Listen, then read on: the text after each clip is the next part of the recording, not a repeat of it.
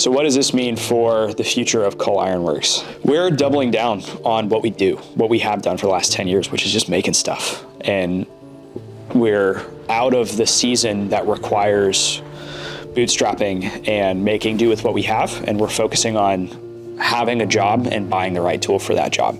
So creating capacity, upping our quality, focusing on lean manufacturing. We're buying capability and buying capacity, and we'll see where it goes. So.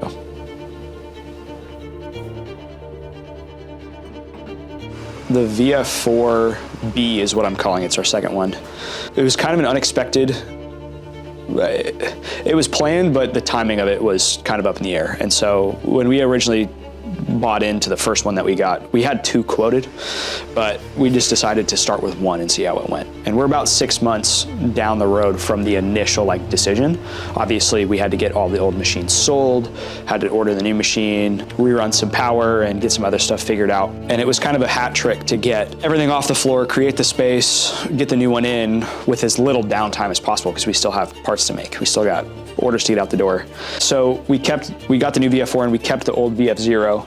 And what that allowed us to do is we had the 2 spindles. We were still able to keep up a good cadence of parts being made, but it also allowed us to start working out some of the workflows with the new stuff, new probing and through spindle coolant and all that kind of stuff.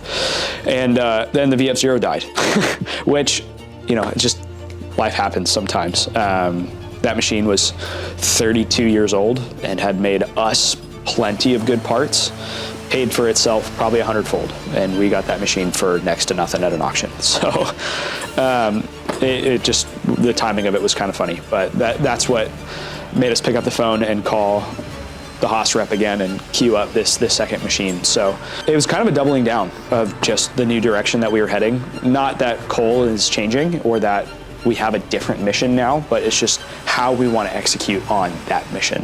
As far as the future of Cole, it's not necessarily a new direction or a new future for Cole, but it is the practical application of what is going to sustain the goal, or what's going to sustain that future. So we just like making stuff.